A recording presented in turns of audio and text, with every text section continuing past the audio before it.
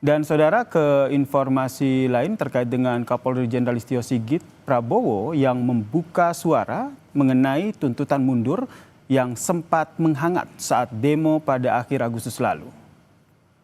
Rangkaian demo yang terjadi di berbagai wilayah di Indonesia pada 25 hingga 29 Agustus lalu berujung ricuh, terutama ketika kendaraan taktis Brimob Polri menabrak seorang driver ojek online bernama Afan Kurniawan hingga meninggal dunia, saudara. Akibatnya, situasi kian memanas hingga Kapolri didesak mundur oleh publik. Mengenai tuntutan mundur dirinya, saudara, Jenderal Listio Sigit Prabowo pun mengaku sempat mempertimbangkannya untuk mengundurkan diri. Namun, ia memilih bertahan karena tidak mau meninggalkan institusinya dalam keadaan terpuruk.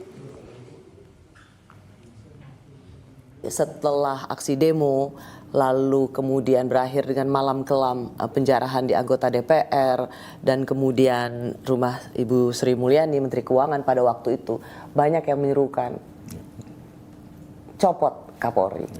Saya juga bukannya tidak mendengar dan kemudian tidak berpikir untuk apakah saya harus mengundurkan diri ataukah saya harus bertahan, dan kemudian saya berpikir bahwa mundur di dalam situasi kondisi seperti ini sama saja saya meninggalkan kondisi anggota, kondisi institusi yang sedang terpuruk, yang carut marut, dan kemudian saya mundur, saya nggak tanggung jawab. Memang kami semua dari Gerakan Nurani Bangsa, dari tokoh-tokoh tua yang merasa prihatin dengan terjadinya penahanan-penahanan seperti ini. Hampir sebulan sejak penangkapannya pada 1 September lalu, polisi masih menahan keempat aktivis, yakni Direktur Eksekutif Lokataru Foundation, Del Pedro Marhaen, dan stafnya Muzaffar Halim, lalu admin Gejayan memanggil Syahdan Hussein, serta Kharik Anhar yang merupakan mahasiswa sekaligus admin aksi mahasiswa menggugat di Polda Metro Jaya. Ibu negara keempat Sinta Nuria Wahid dan beberapa tokoh bangsa lainnya merasa prihatin dengan penangkapan para aktivis. Menurutnya, apa yang dilakukan Del Pedro CS adalah bentuk kebebasan bersuara yang dijamin oleh negara.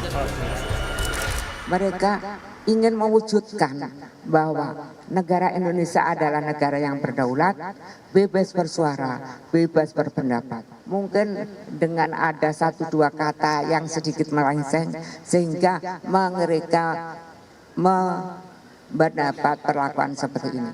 Gerakan Nurani Bangsa datang kemari untuk meluruskan semuanya itu dan membebaskan semuanya itu, karena mereka adalah anak bangsa kita. Namun dalam program Rosi secara eksklusif, Kapolri menyebut penyidik menemukan bukti jika Del Pedro CS aktif melakukan penghasutan hingga pembuatan bom Molotov yang saling terafiliasi. Dia kebetulan aktivis, tapi kalau perannya misalnya memberikan advokasi untuk bersuara kritis, advokasi untuk ikut unjuk rasa, turun ke jalan, bakar ban misalnya sebagai bagian dari simbol-simbol demonstrasi damai, apa salahnya? Yang kita temukan adanya provokasi, penghasutan, penggunaan dan pembuatan bom Molotov, menyerang petugas, membakar gedung-gedung, membakar objek-objek tertentu, itu yang kita temukan. Dari situ kita melakukan pendalaman-pendalaman dan kita dapatkan pelaku-pelaku lain yang terafiliasi, dan ini menjadi satu rangkaian. Mendapat dukungan dari para tokoh bangsa, keluarga Del Pedro merasa sangat berterima kasih. Ia pun berkomitmen Del Pedro akan ikuti seluruh proses hukum dan berharap penangguhan penahanan bisa segera dikabulkan. Ada baiknya bahwa dorongan untuk penangguhan penahanan itu segera dikabulkan, penyelidikan tetap diberlangsungkan. Kami akan mengikuti seluruh proses hukumnya dan kami pun ingin mengikuti seluruh proses hukumnya. Namun juga kami berharap bahwa penangguhan penahanan itu segera untuk dikabulkan. Del Pedro Marhaen dan ketiga aktivis ditahan pada 1 September lalu. Polisi telah mengajukan perpanjangan tahanan pada tanggal 8 September. Kejaksaan lalu mengabulkan pada tanggal 17 hingga 19 September 2025. Tim Liputan Kompas TV.